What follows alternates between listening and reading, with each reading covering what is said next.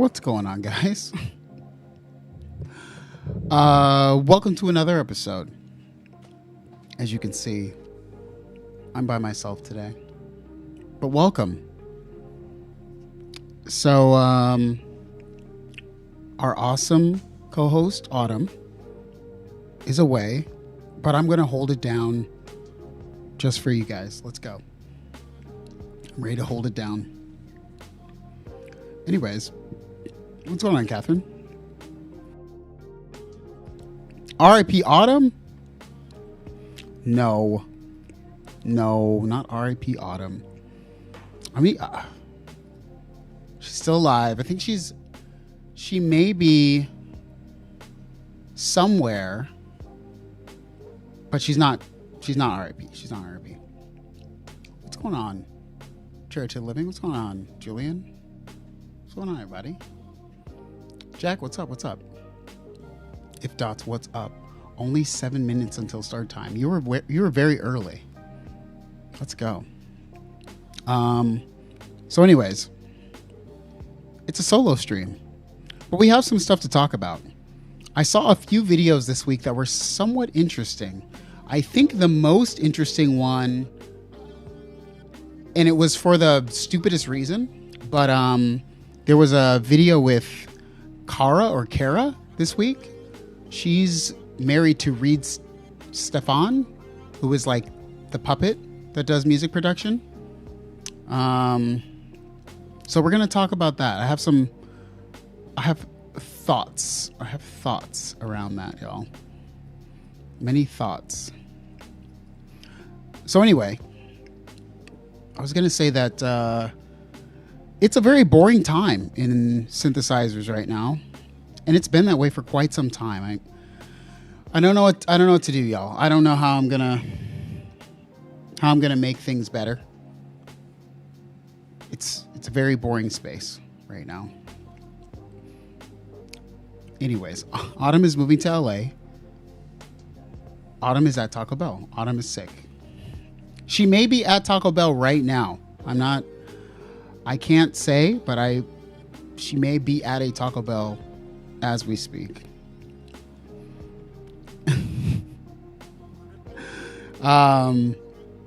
Church of Living, it wasn't much of an update for the patch manager. I forgot what that was. Oh, okay. Julian, you said last week to recruit If Dots and me to represent the stream at NodCom next week. Jade Weed is going to perform there. I totally forgot to write Jade back. I'm the worst texter in the world. Everyone should know that. Just accept that I'm the worst texter in the world, guys. I don't know what to really talk about today in the world of synth, so let's jump into Car's video and maybe like understand a little bit about her. I mean, this is the big thing. This video has 214,000 views in 3 days. So it's definitely the subject that people want to talk about. So I want to talk about this because, until Moog or somebody does something interesting, this is where we're going to live. Let's see. Here we go. So this is Kara. We talked about it kind of last week, guys. This is Kara, and might as well have a little like commentary around it as well. So let's check it out. Ready? Okay. Yes, the title. Oh, I'm only hearing it on one side. Hold on.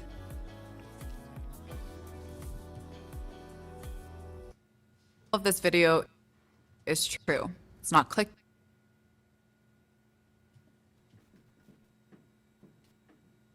It's not an exaggeration.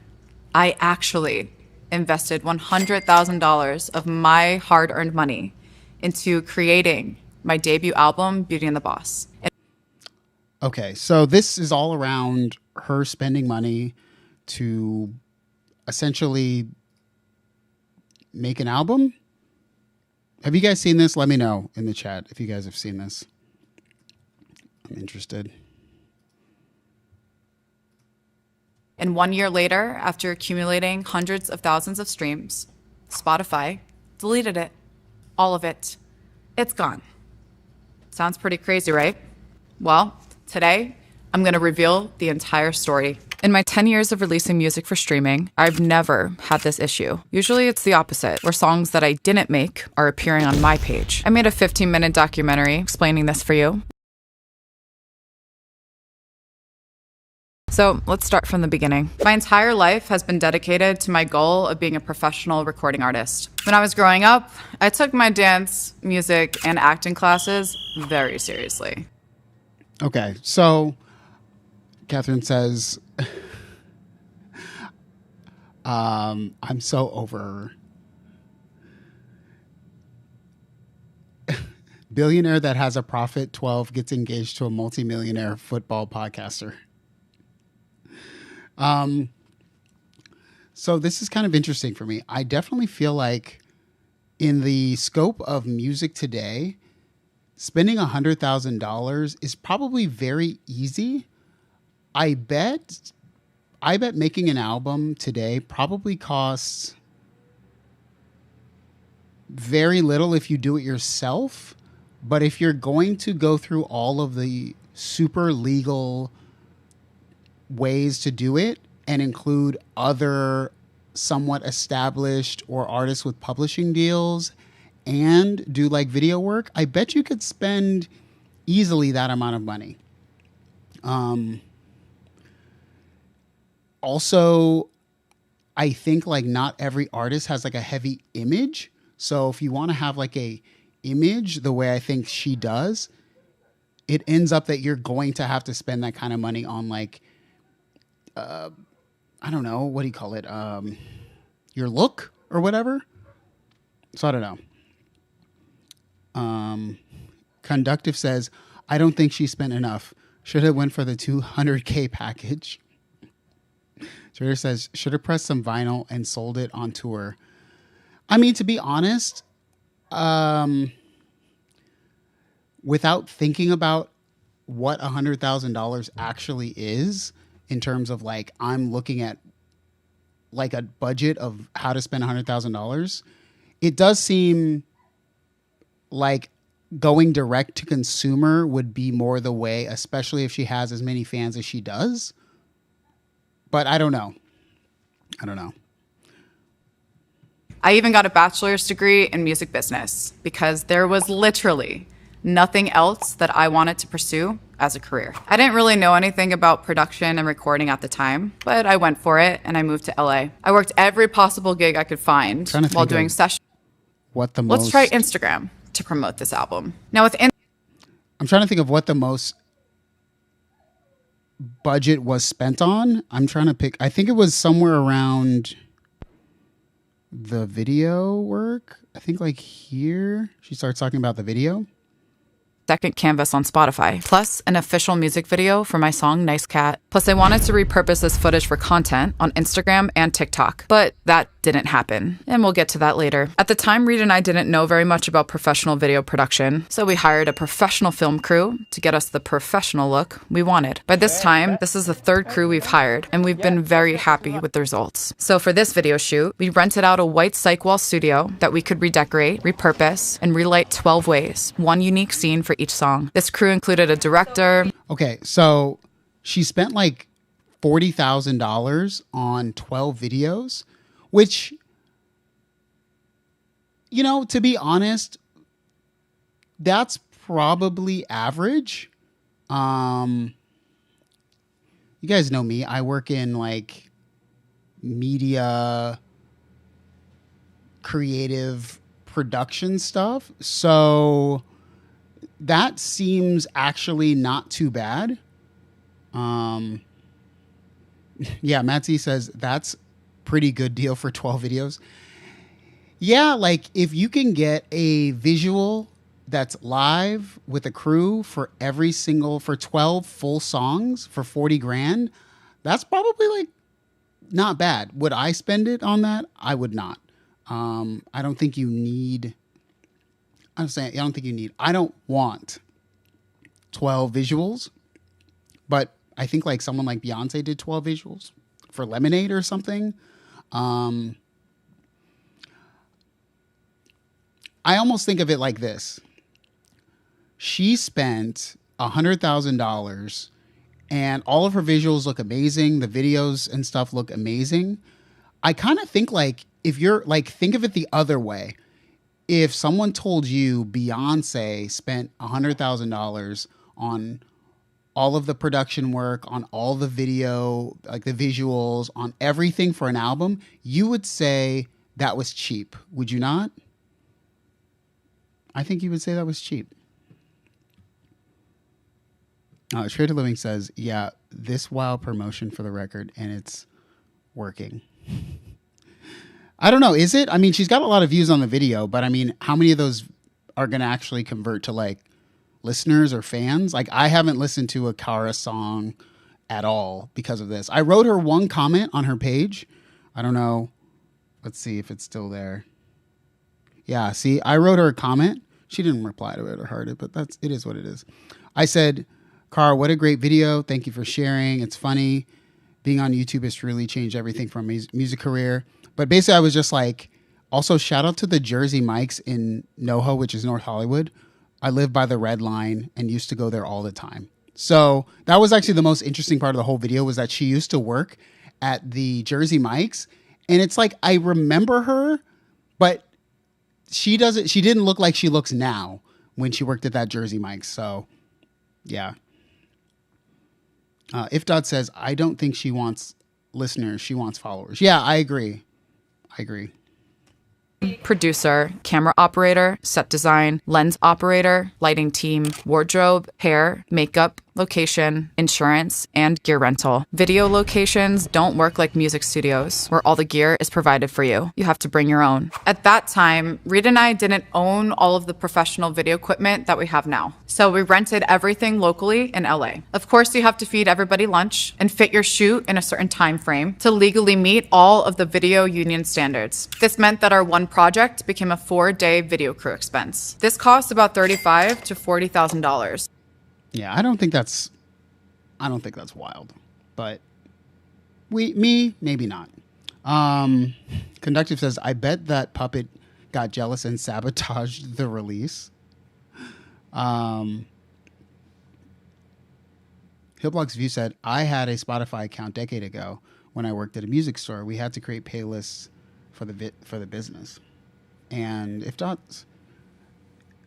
I got a degree in music business and immediately lost $100,000 is just either some next level self-owning or purposely getting the clicks. I think like the most like, let's see, what was the most important part of the video after that? Well, she talks about how much she made down here, which is like pretty wild. Let's see where she talks about that down here. For this album. And DistroKid pays out. Oh, so it's also essentially a video bashing DistroKid, but I don't know if there's anything wrong with DistroKid as a distribution platform. I do think that it's very stupid for us as artists, which we don't really have to do, but we kind of have to go through those platforms to get our music up on streaming. And I don't know. I know Jeremy, Red Beans Recording, made a video about this, but I don't know. Catherine says, bashing DistroKid is old hat now. I mean, I thought we were bashing DistroKid forever. I thought we were always, like, when DistroKid reached out to me like 5 years ago and they were like, oh, well, like, I don't remember what it was, but I think it was something like they wanted to pay, I think it was like between $200 and like $500 a video for like that's when I knew like DistroKid must make a ton of money because they were down to pay like $100, $500 a video for me to like promote them for like multiple videos, and I was like, no, not DistroKid. I don't want to do that. What's up, Tony? The master royalties. The accounting statements are always a few months behind, but these numbers are pretty current, so let's take a look. My album accumulated about 1,182,611 streams. And for that amount, I was paid $1,210.86. Okay, so these are like some quote unquote numbers. I see that Conductive says, how many streams would it take to recoup $100,000? Well, I guess you would have to multiply. I mean, we could sort of do the math. Okay, if it took 1 million streams to get $1,200, right? You can do, or sorry, did I say 100? $1,000. So let's just go, a million is 1,000. So I don't even think my calculator can go that big.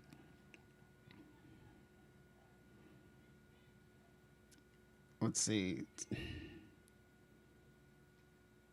1,000 times 100.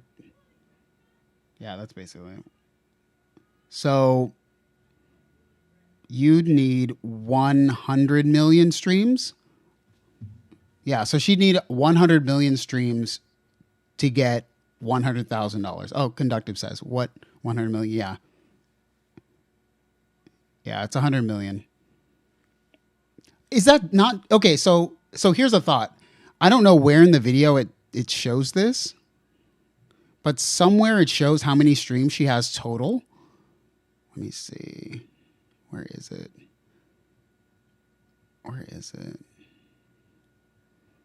Trying to see. She puts her like,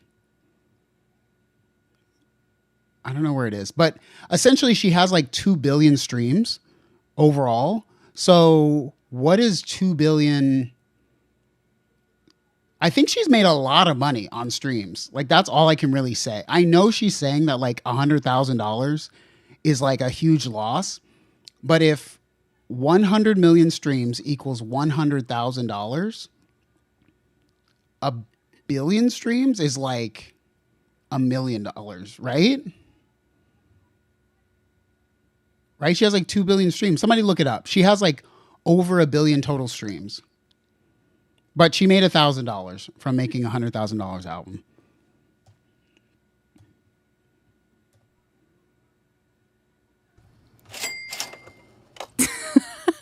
This total includes all streaming services, so Spotify, Apple Music, and I even had 12 album sales. So shout out to those 12 people that bought my 12 album sales. That's kind of crazy. I think she really, I mean, I don't want to say what she should have done because like she's not me and I'm not her. Also, I just want to let y'all know, somehow outside right now, it sounds like a knife fight. It literally sounds like there's a knife fight. I kind of want to see what's going on. It sounds hectic outside. Okay, fine. I'll ignore it. I'm going to ignore it. Real quick, Catherine says basically she does have a ton of like Splice sample packs. No, I don't know what's going on outside. album. I appreciate you. As the label, I am responsible for paying the producers their master royalties as well. So even this small $1,200 number gets... So here's... She starts talking about how much she made from actual like plays on... I guess this is mechanical royalties. So like radio or whatever other plays. She made like $350. And then she breaks it down here. So for her $100,000, she made a total of $3,390. So $3,400 essentially.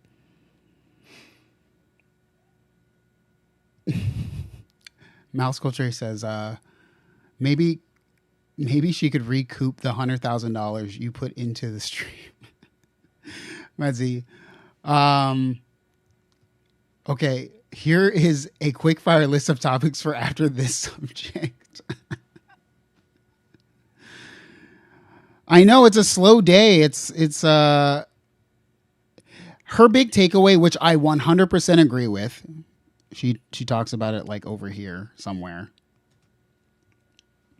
And when I post videos, I grow an audience, I make a living, I have peace of mind, and most importantly, I have full control and agency over my profile and music. I'm not telling this story to stop people from pursuing their artistry. What I am urging you to do is to seriously ask yourself, why should we support and put our music on their platform when they don't pay or treat us fairly? A lot of people believe that there are no other options, but you're watching another option right now. So maybe if you slightly readapt your artistry on a video platform, your music will get more attention, you'll attract brand deals, you'll actually get paid fairly. Dang, I'm so mad, y'all. I would be watching this knife fight. I mean, dang, I want to end this stream just so I can watch this knife fight. Oh my gosh. I mean, I love you guys, but the knife fight's not going to last long. Anyways, she is pointing out that YouTube is just probably a lot more viable as an option for creators, but I think everyone already knew that. I like that she explains that because, to be honest, like so many people want their Spotify numbers to be up. I would think it would be better to have Spotify numbers low, your YouTube numbers up, and then have real people who care about you and then sell through Bandcamp or if you play live. It's weird that she sold 12 albums. Like, I've sold way more than 12 albums, and I don't have near the following that she does. So it's interesting. I think it really depends what kind of music you do, right? It's sort of one of these, if you don't have people who truly like believe emotionally in like you as a artist, you just kind of fall into the background. You know, you just kind of fade away. Anyways, thanks, Julie. Yes, buy the albums, especially by Like Father Like Son. It's all about dad. Go watch the knife fight, bro. I mean, I would. Okay. I know that we have some other things to talk about. Let's see. Matt Z said plant synth. Okay, how about this? Matt Z said discussion question. What synth is gathering dust right now in all our collections? Would be the most excited to make music on if you had to. Okay, I'm going to read that again because I can read. Discussion question. What synth gathering dust right now in all our collections would you be most excited to make music on if you had to? Oh, that's most excited to make music on.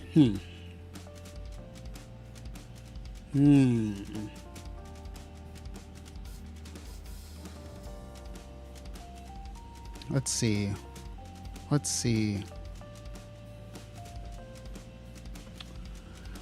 Which would I be most excited about? I'll be honest. I wish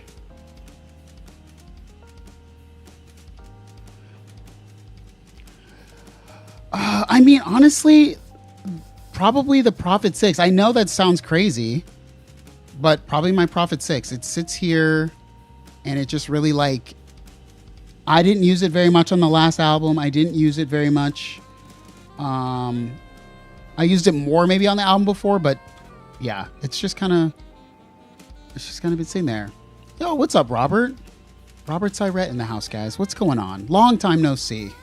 I wish I had my applause. I would, but I'll just. Long time no see. You've come back at a good time when the stream is extra crispy.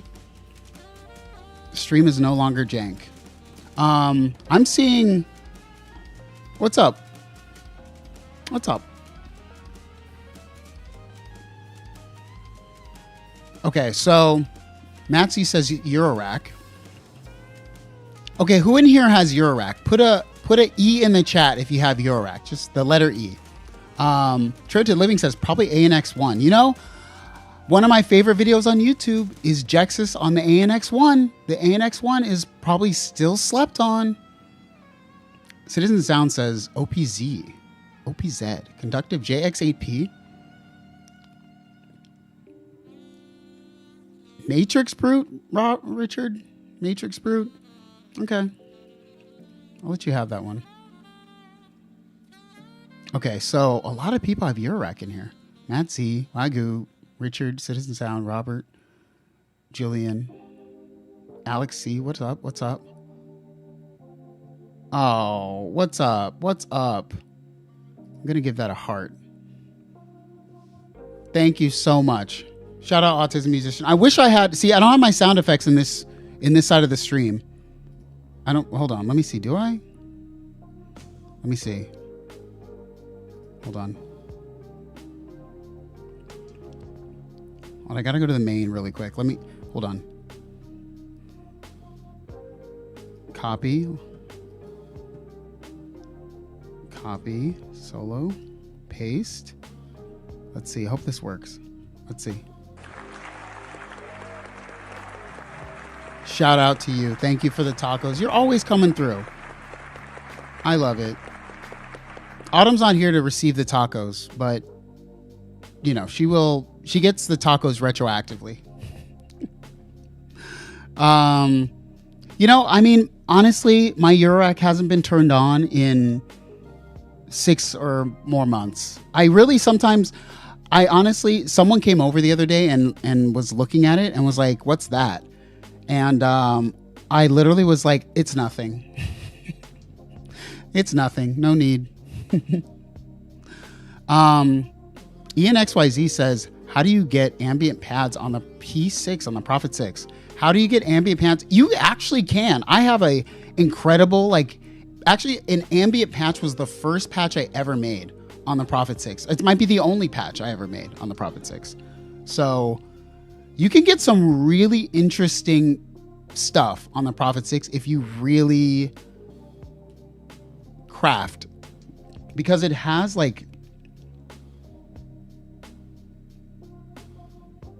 you can do it. You can do it. Maybe one day I'll share that patch somehow. I don't know.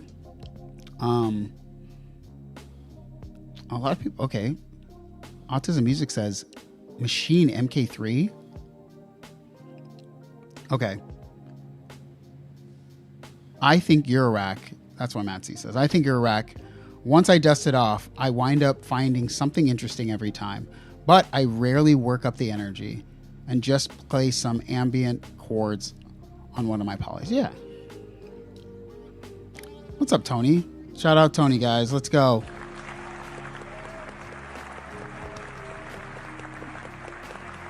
Oh, Tony, I'll see you next week at the Hiatus Coyote show. I will see you next Wednesday.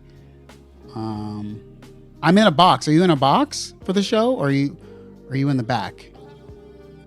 We're rich, so we're in the boxes now. Didn't the machine just get a huge update? I don't know. Did it? I'm not getting turned to the Hollywood Bowl. I'm too lazy. I can't do it. But are you in a box though, Tony? I'll be up front. Let's see. I'm hearing calls for this. What is this? Instruo made that. Instruo Pocket Scion. All right, it's only a minute long. Oh, I know this guy. This is the guy. I know this guy. All the unks get turned. Oh, that's funny, Tony. Okay, so let's look at this. Let's look at this plant synthesizer really quick. Here we go. We're gonna look at the plant synth. I have not heard it. I have not heard this. Okay. Hi, I'm Modern Biology. I make music with plants and mushrooms, and now, so can you. This is the Pocket Scion, a little handheld instrument that listens to the natural electrical signals in living organisms and turns them into sound. Just clip onto a leaf and play. What you're hearing is real activity from the plant transformed into notes, melodies, and textures. 4 onboard instruments are included. Or connect it to your favorite apps and gear and let the activity shape your music, your visuals, even your experiments. It's small enough to take anywhere, battery-powered, portable, and affordable. You can make music in the garden, at your desk, or even out in the forest. The Pocket Scion is a collaboration between me, Modern Biology, my fascination with playing music with the natural world, and Instruo, a Glasgow-based team known for crafting innovative, beautiful synthesizers by hand. Together, we've made something that brings the living world into your creative process.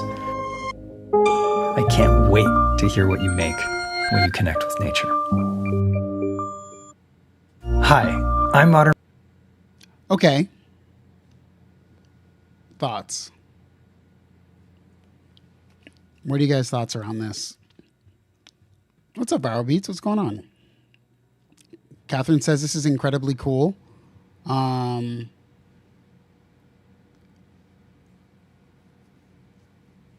As Alec C says, now synthfluencers can plug this into their succulents. Autism Music says scam. Jack says Soma angle. Sit and Sound is buying. No, just kidding. Not buying it. Robert, what's going on, says, sounds like proof that any data stream can be... Oh, see, perfect. Let's go. Perfect. Clap. Yeah, you know, honestly, so because I know how it works, it sort of takes the magic out of it.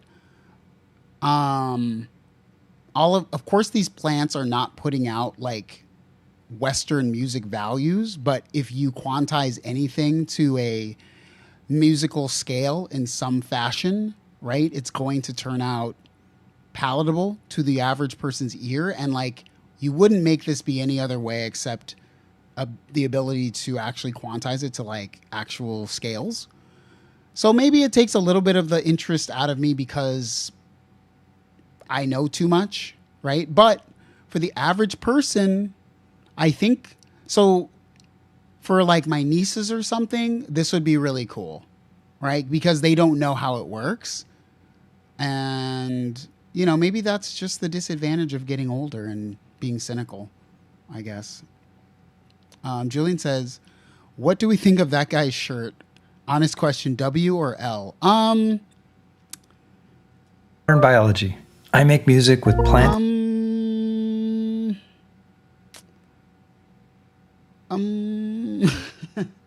Because I know him and he's super nice, it's a W. W shirt for the guy, L for me. Yeah, that's why I say W for the guy because he's super cool. L. What's up, Benjamin? Ben, good time. Good. We'll clap it up for Ben, guys. Let's go. Tony says that's an L. I mean, the shirt is a little cliche. If I was going to say anything, it's a little cliche.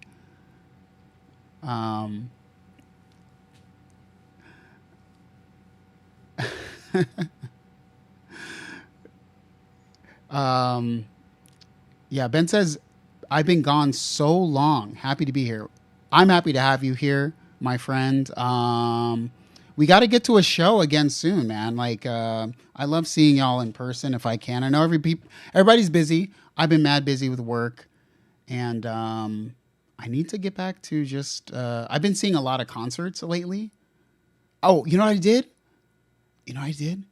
I went to go see one of my favorite groups in the world. I went and saw Clips, guys. Let's go. I went to see Clips at this spot called the Novo in downtown LA last week. It was fire. Kendrick Lamar was there. They played all my favorite songs from Virginia. Ain't shit to do but cook. Pack it up, sell it triple price. Fuck the books where we relocate, re-off them hooks. And when we pull up, it ain't shit to do but look. So, yes. They played my favorite song. One of my favorite songs, Popeyes. Outside of Popeyes eating chicken and fries. Anyways, great show. Kendrick was amazing. I literally had never been to a show that I thought the roof was like gonna come off. Like it was just everything was cool. Everybody was like bopping, everybody was enjoying it. And then Kendrick came out and like the place like erupted. I never heard a place erupt like that. It was crazy. Anyways, Robert says, what did the Neptunes use to produce that? Which one? Like everything?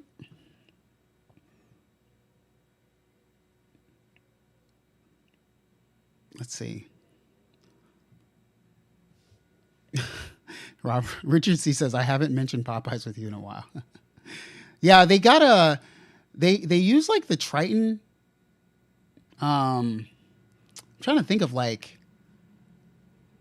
I mean, it was such a good performance, to be honest. And you know what I really like, you guys who are in the chat who are like big time Clips fans or, so for a long time when I was growing up, I always thought that like Pusha was more the Clips. Like he's like out front, right? But then I like really thought back and listened to like album after album, like over time. And I realized that like Clips is actually like Malice. Like realistically, like if you listen to like the verses, like who gives the craziest punchlines, like Malice is so high level lyrical. Yeah. Which makes sense of why like sort of why like Pusha wasn't as popular as a solo artist, because he is great, but like Clips together, like Malice is like Malice goes hard. So it's kind of weird. Because Malice is so like, he's so like low key, but yeah. Anyway.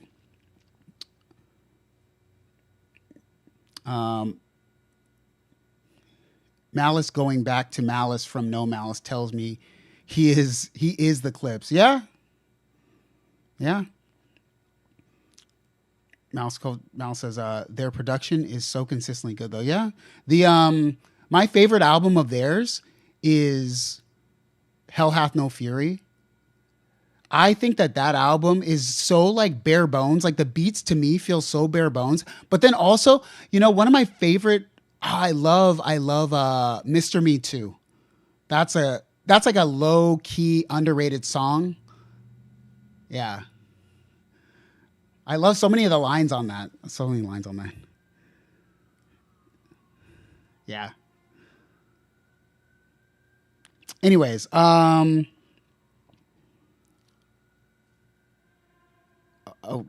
Music, he says, I am looking for a few drone synth modules like the Proton. Okay, everybody meet Mr. Me Too. Been 6 years since I was paddy wagon cruising. You've been outside? Dunce capping and kazooing?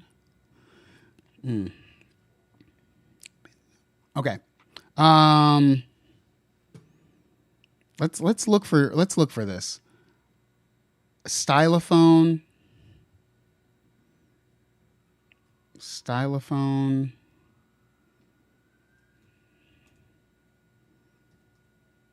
Let's see. Stylophone DS2.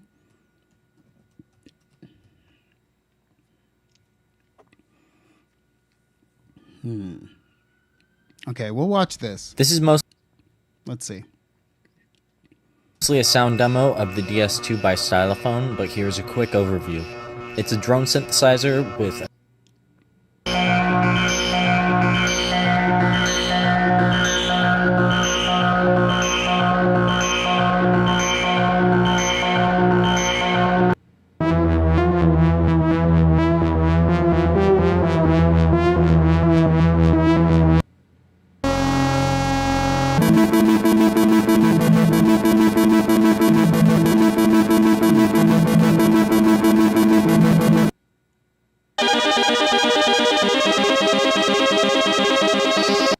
Okay, these aren't really drone sounds.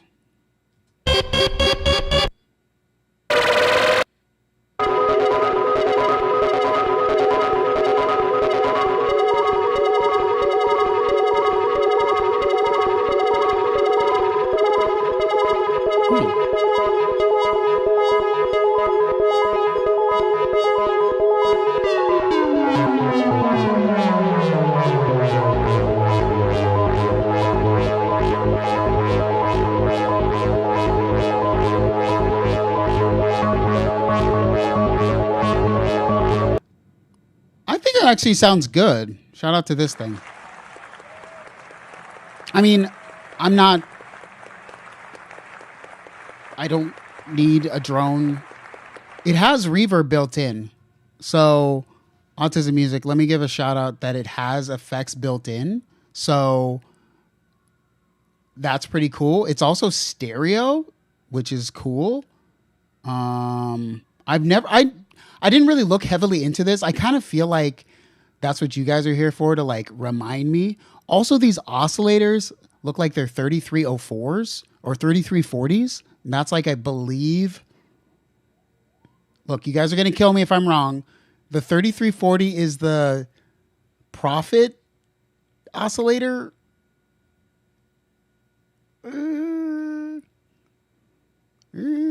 Prophet oscillator. Is it? Can I get an applause? Wait, what is it? I'll just give myself a round of applause. Probably got it right. 3340 is Prophet. No, it's the Juno. No, it is. 3340. Roland Chira says 3340 is the Prophet 5 Rev 3. Let's go. See? I'm one of you guys. I get it. I know what's going on. I'm good. I know it's good.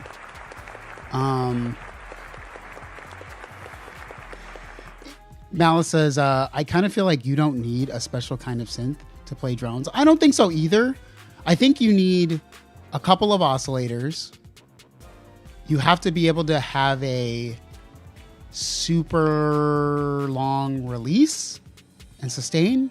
So it has to be like a full like ADSR envelope, and noise would help because noise is kind of cool in drone sounds, and you need a few LFOs. Yeah, so I think you need a couple LFOs, 2 oscillators with a full ADSR. Noise oscillator is nice to have, and then effects would be also nice to have. You need reverb, of course, because I don't know, reverb equals drone. Oh, and also, yeah, Wagyu says the more hands-on control, the better for drones. Yeah. You know what? Okay, so Tradition Living, you have that Pittsburgh modular, that, I forgot what it's called, but you have that system that's like big. That does pretty good drones, I bet, right? That Voltage Lab, I bet that does awesome drones. Oh, wait. Okay. Okay. See, Roland Chura, this is expert.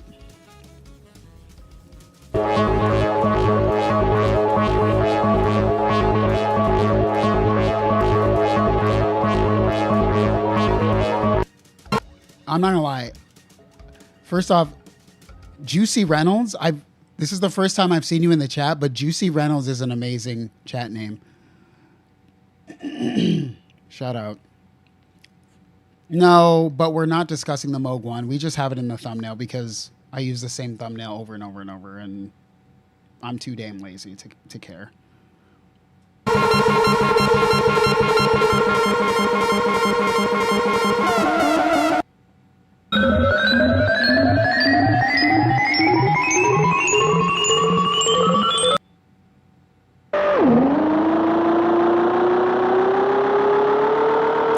I feel like with drone sounds, I want really slow drone sounds.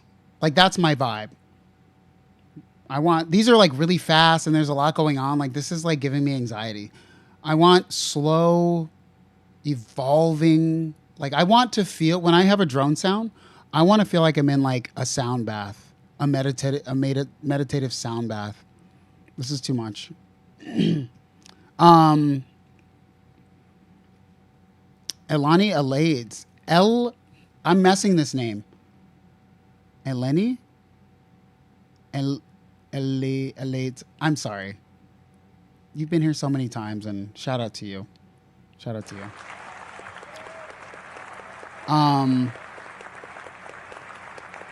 Oh, yeah, Trader to Living. I just got my Quantum Mark 1. You're still playing the GR Mega instead of it. Interesting. That sounds like a mistake. I'd like to know what you think of it. I mean, I really do love the Quantum, but it is definitely low. If I only had the Quantum, I would be like so in love with the Quantum.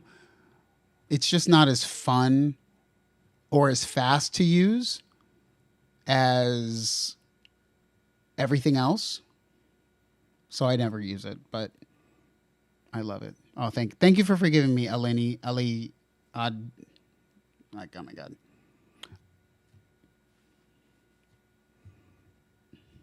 Let me see. Autumn will be back next week. Don't worry, everybody. Autumn will be back next week. You don't have to deal with me anymore. It'll be over soon. Trust me. All right. So, let's see. I want to look at one more thing. You know what I was wanting to get? I'll show you guys one, like, you know me. I don't need any more synths, but you know what I looked at and saw? Nobody buy this, okay? Nobody buy this. I want to buy this.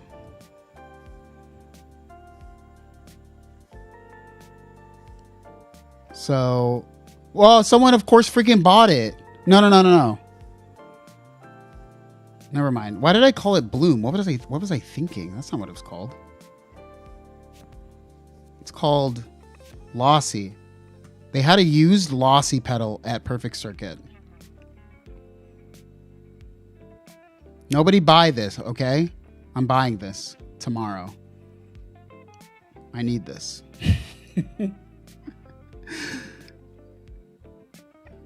I don't need this. Yeah.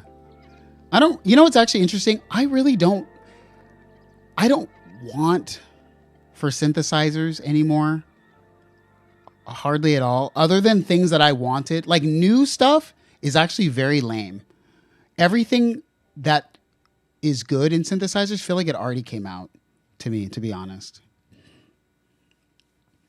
Oh, it's Memorial Day weekend. Maybe it's slightly cheaper too. I can hear a firm warming up in the background. Oh wow, okay. Ben says, true story, Lossy is my favorite Chase Bliss pedal. This is like the only, I mean, they make a lot of cool pedals, but this is like the one where I always said, this could be really interesting to someone like me. I heard like Tatro use one, I think, and I love the way it sounded on keys. So yeah. Let's go Labor Day weekend, right, Tony? Let's go, guys.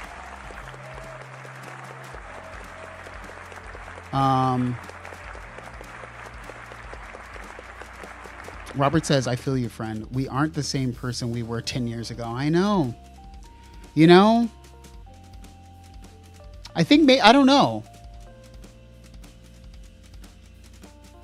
If I hadn't found synths in 2015, I mean, I found them earlier, but I mean, if I hadn't found like my insane obsession, which was like starting in like 2014, 2015, like it was fun to look for them. It was kind of like an era for me. Like synths felt like an era. Now the era is over. I'm good.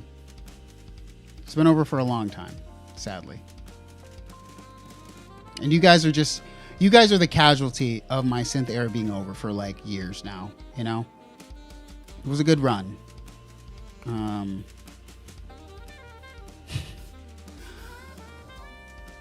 I really want to make a video about when synths were in their heyday, like the resurgence of them. I just don't know how to do it. Gotta think about that. Gotta think about it. Come back to Eurorack? Never. Never. Never. Never. Oh, Robert says, you know what synths I see a lot at live shows? Mini logs and microcorgs. I mean, honestly, those... I definitely say microcorg's probably the most... Next to like... If we're talking synthesizer, next to like a mini Moog, 100%. The microcorg is like the #1 live synthesizer I've ever seen over all my years. The Model D, what the hell did I say? The Mini Moog Model D is the #1 constantly. Yeah, I just really wish new stuff was truly interesting and like groundbreaking. Like what was peak analog? You guys, you know, tell me, what was peak analog in the synth world? And what was peak digital? Because to me, peak digital, and I mean, I can't keep saying the Virus TI, but peak digital is still the Virus TI2. Like, it still is peak digital. Peak analog, I feel like we're past peak analog. Margu says CS80. I say CS80 if we're talking, but see, okay, here's why I don't say CS80. Pre MIDI. That's why I won't say CS80. Jupiter 8? Or do we say like peak analog is even later because of new technology? Peak analog. I mean, is Moog? I don't know. I could even say Matriarch is peak analog, but it doesn't have patch save. Moog 1? Is Moog 1 peak analog? Like Moog 1 16 voice? Is that peak analog?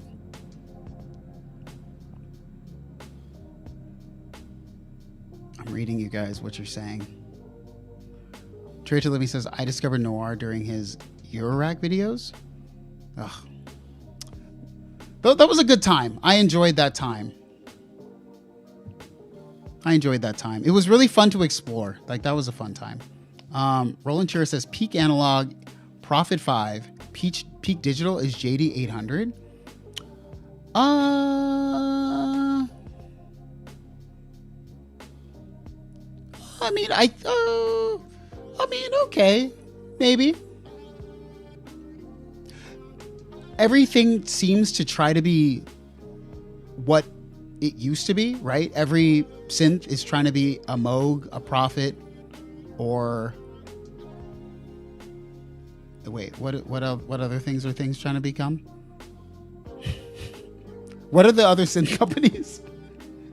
Prophet 5. I'm looking around. A Moog is a thing. A Prophet 5 is a thing. So like sequential Moog, or I don't think a lot of things are trying to be Roland.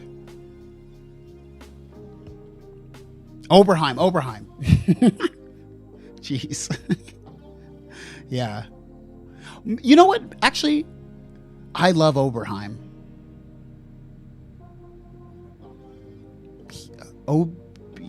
But those were... Man. I would say peak of any era comes when the sound quality, let's just say the wider sound quality, subjective sound quality, is at its height, and the functionality is also at its height, okay? So when I think of like digital, the only reason why I say the TI2 is because I think the sound quality of digital at that time was really good. I think that chipset was really solid, right? And the functionality of the TI2 is also in an insane place. Like we're talking, if it still was updated, it would have a plugin version still. You can get the plugin version on Windows, so it technically still does. So it's more Mac's fault. It's not really the virus's fault, but that's why the TI2 is peak. It's literally peak everything interface wise and tech wise, and peak like sound wise. Like I think they reached the peak. With analog, I mean, I think peak analog is something to me like the Oberheim maybe the OBX or something. So if the OBX, but it also had, did the OBX have MIDI? Let me look. Did the OBX have MIDI?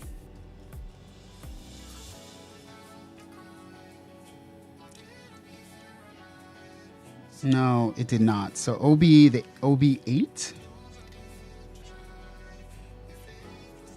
Which Oberheim had MIDI, guys?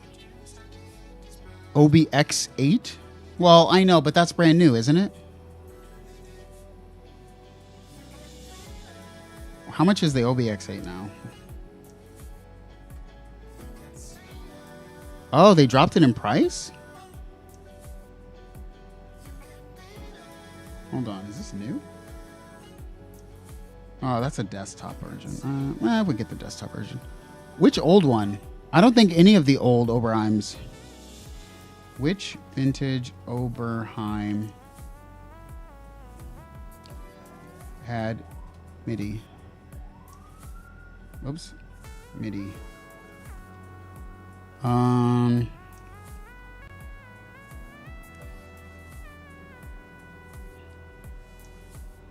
Catherine says the microwave is peak digital, maybe. I mean, yeah. I mean, to me, like the Waldorf XTK is peak digital in a different way, for sure.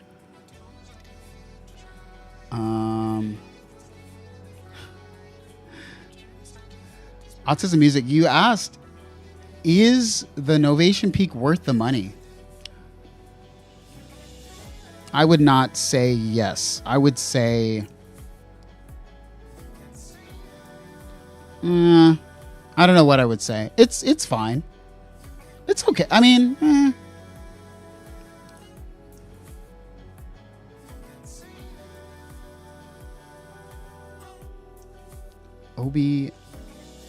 No, I don't want a Matrix 6.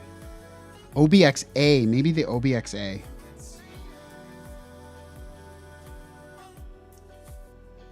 No, it didn't have MIDI. Did none of these freaking Oberheims have MIDI?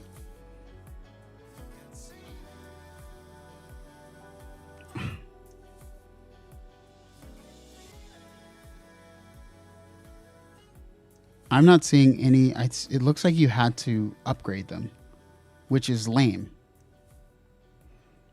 See, that's the problem. The Matrix 12?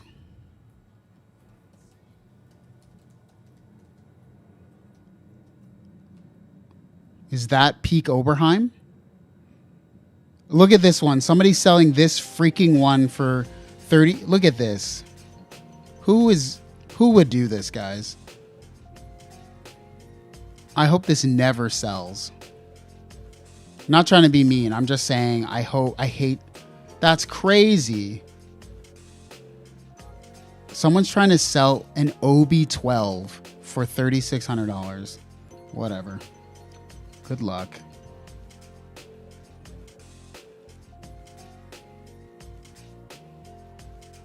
Let's see.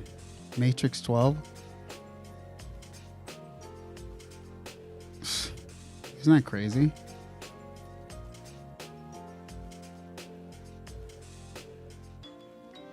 Oh, what's this? Let's read this article about the Matrix 12. Let's go. MIDI. Okay. Unlike a stick. So it looks like the Oberheim Expander had MIDI, but not the Matrix 12. Unlike the strictly analog SEM, the Expander was one of the first sound modules to integrate MIDI protocol. Oh, so you have to wait until this one. What's up, Tron Dog? What's going on?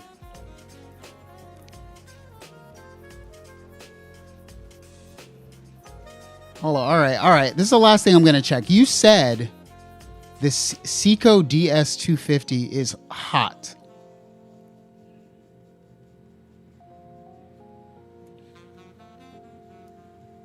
Psycho Seiko DS250. This is new? This is old. I think this is oh, it's doing something additive synth. I don't know any additive synths. Who would have a good video about this? How about this person? This does not look fun.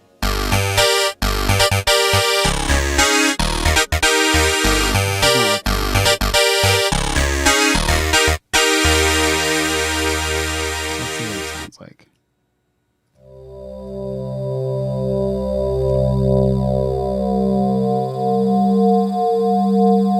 okay,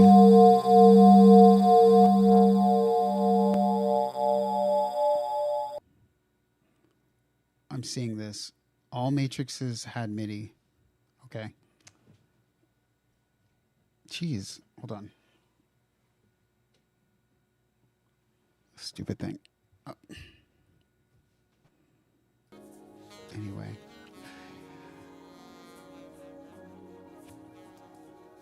Anyways, we're over time tonight, guys. I love you. But I'll see you next week. Back with Autumn. I'm going to go play Mario Kart. I love you guys. Goodbye.